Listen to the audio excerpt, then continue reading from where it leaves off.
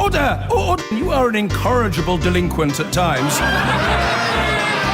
Behave yourself, man!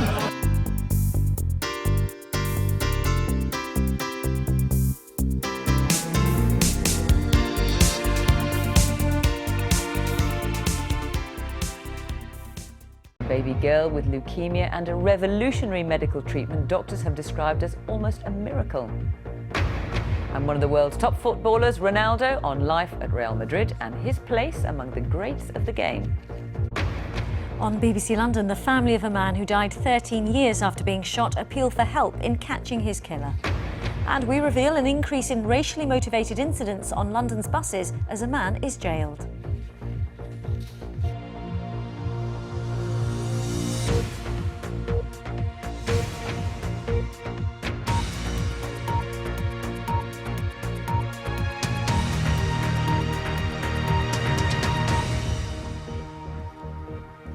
Good evening and welcome to the BBC News at 6. As thousands of British tourists remain stranded in Sharm El-Sheikh tonight, the Prime Minister says it's more likely than not that a terrorist bomb brought down a Russian airliner that had flown from the resort.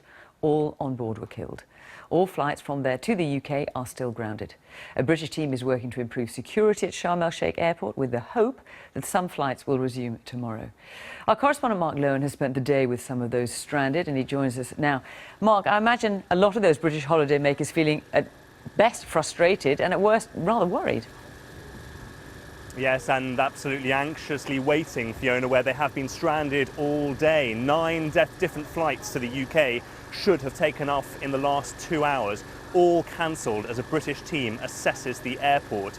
Egyptian officials have been so nervous today that we have been forced to film most of our footage on our phones, security clamping down hard.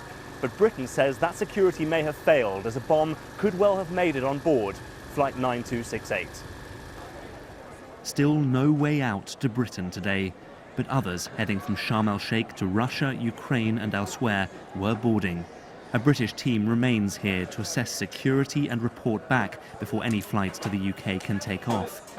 Their mission, to see if and how an explosive device could have made it on to Saturday's fateful flight. This is the scene today from Sharm El-Sheikh International Airport. The flight behind me, people there waiting to go through security, ready to board a flight to Moscow. Now we're filming fairly discreetly because the authorities don't want us to film here at the moment. We saw one journalist team have their cameras and passports nabbed. Shortly after, we were stopped from filming and detained for over an hour while police checked our phones and documents. This is a nervous country, keen to dismiss allegations of a security breach. Egypt's government says it's too early to talk of a bomb on board. And so the British tourists are in limbo, an estimated 20,000 in Sharm El-Sheikh, not knowing when they'll make it home. There's little panic here, but a lot of frustration.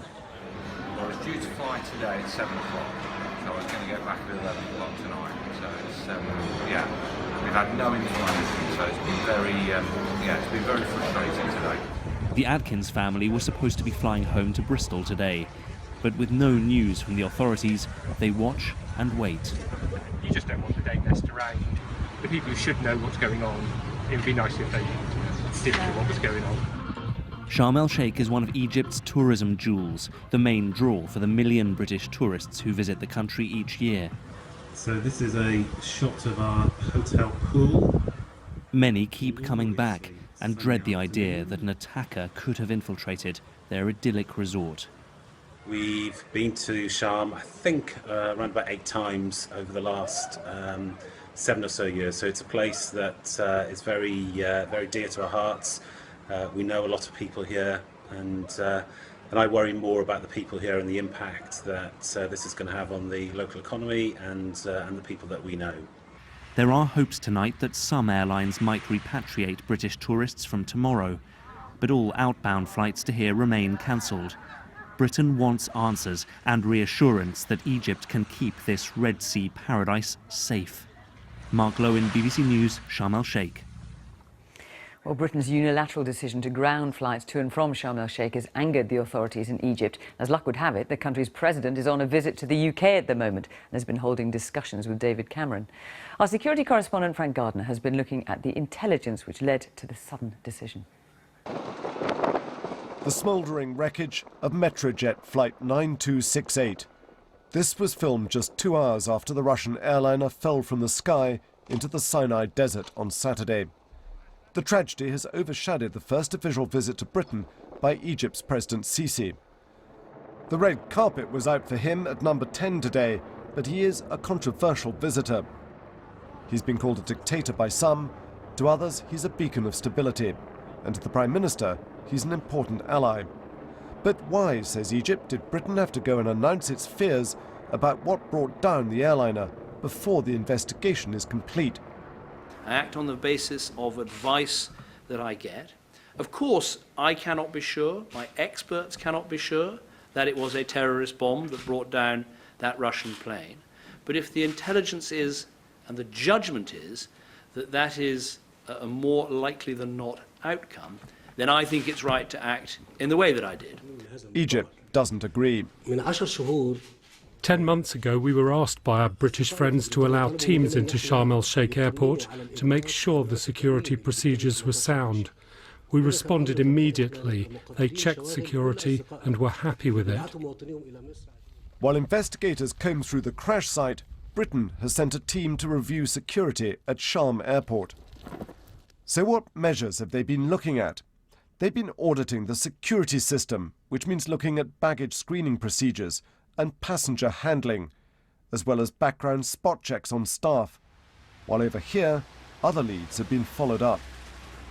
For the past 5 days, Britain's been conducting its own independent investigation into the Russian air crash, here at the Joint Terrorism Analysis Centre inside MI5. It's pulling together the expertise from people from the Department of Transport with intelligence clues such as intercepted chatter.